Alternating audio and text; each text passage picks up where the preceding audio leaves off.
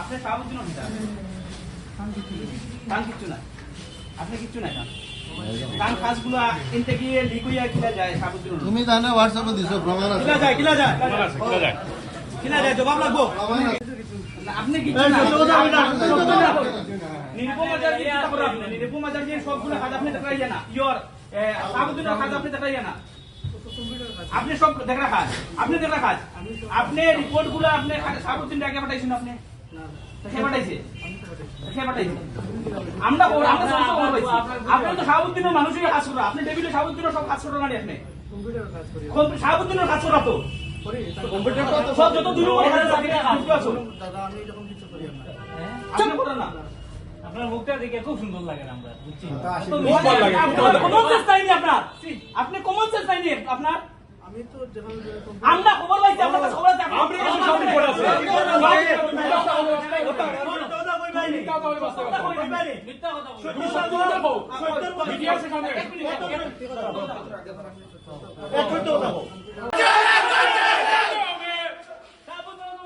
কাজ করতে হবে।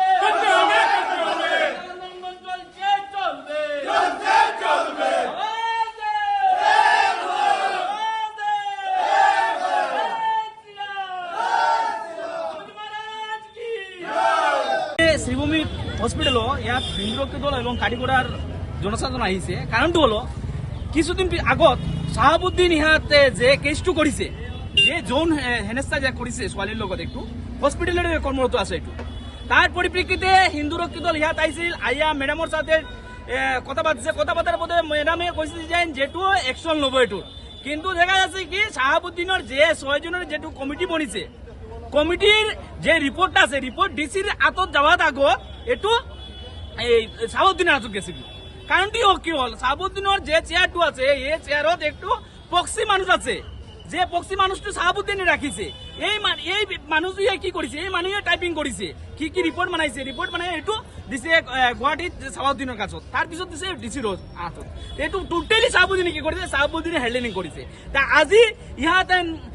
আজি আবার আইছি ম্যাডামের সাথে দেখা করিয়া যে শাহাবুদ্দি অতি সত্তর যাতে এই চাকরির থেকে বরখাস্ত হয়, এবং শাহাবুদ্দি কাটিগড়াত মুসলমান মানুষের লগত কিমান অত্যাচার করেছে এটু ই মানুষবিলে কইব।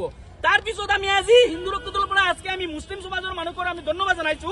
কাৰণটো এইরকম ঘটনাত যে সমাজ বিলাক, যে মুসলমান সমাজ যে আগবাড়ি আইছে, আমি মুসলমান সমাজে অনেক ধন্যবাদ জানাই। কেন এইরকম পাচন্ড মানুষ, নিকৃষ্ট মানুষের মানসিকতার উপর যে মানুষগুলা যে আইছে, কাটিগড়া পড়া ইয়াত আইছে, এটা মানুষকে ধন্যবাদ জানাই। আগামী দিনত হিন্দু মুসলমান মানুষ সব এইবিলাকের এগেইনস্টত নামিব লাগিব, নাইলে সমাজত শান্তি না হব।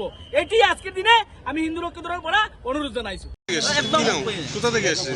আমরা কাটিগড়া থেকে আইছি, আমাদের এরিয়ার মানুষও কাটিগড়া শাহাবুদ্দিন। তো মানুষটা এই আমাদের এরিয়ার অনেক মানুষের বলতে জমিন দখল করিয়া নিয়ে ওই এর পুরা বাবার পুরা সম্পত্তি দখল করিয়া লইয়া গেছে।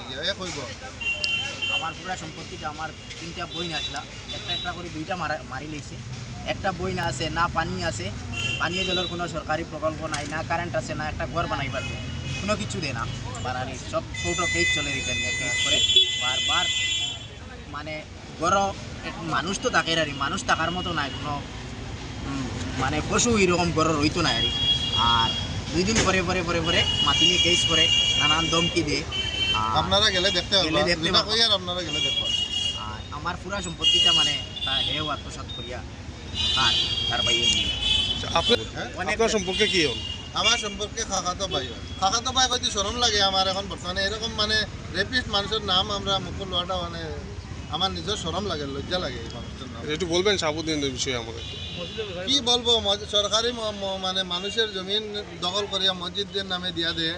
এরপরে ওই আমাদের ভাই আছেন এখানে, আমার পঞ্চায়েত তান জমিন মসজিদের নামে দিয়া দিয়েছে, হে দখল করে লেছে। এরপরে আমার নিজের জমিন, আমার বাবার জমিন, তান বাবার সম্পত্তি পাইত না, তার সম্পত্তি আশেপাশে গাঁৱৰ অন্য কোনো কমজোর মানুষ থাকলে তার সম্পত্তি দখল করে লাই, তার বোন নামে জমিন দখল করে লাই। একটা বু মাফিয়া, একটা দালাল, এইরকম মানে তার কাজ।